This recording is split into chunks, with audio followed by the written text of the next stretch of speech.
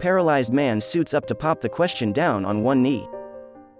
But before we start, please take a moment to give this video a like, subscribe, and hit the bell so you'll never miss these great stories.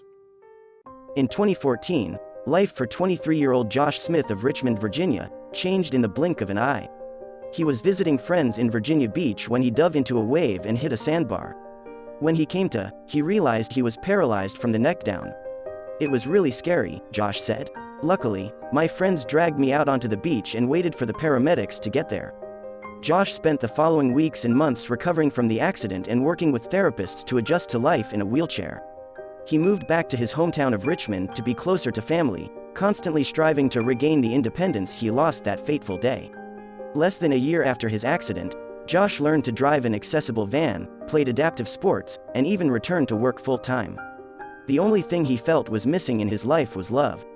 "My self-confidence kind of went down the drain a little bit," he said. "I didn't really think anybody would want to date me, let alone marry me." In 2020, all of that changed when he met Grace Thompson through a dating app. Grace and Josh started dating just before the COVID-19 pandemic began.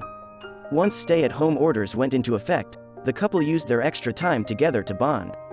They fell deeper in love each day, and by 2021, Josh knew he wanted to spend the rest of his life with Grace. The lovebirds had always envisioned a traditional proposal, and Josh wanted to give Grace something special. In his head, he pictured himself popping the question while down on one knee, but he needed some help to make that happen. He reached out to his physical therapists, who hooked him up with an exoskeleton device that enables paralyzed people to stand on their own. It took a few weeks of extra therapy sessions to learn how to use the exoskeleton, but in July he was ready to go. On the big day, Grace was sent out with a friend while Josh got ready. When she returned, he was on the back porch waiting for her, on one knee. "I just kind of froze, staring at him, and I felt like I couldn't move," Grace said. "Then my family and his family started pouring out, and I was like, oh." It was very overwhelming, but in a good way. "Obviously," she said. Yes. Grace thought it was really cool to see him on one knee, adding, "I've never seen him stand before, so that was really great, and it was really strange to, have him hug me standing up. I wish we could do that more."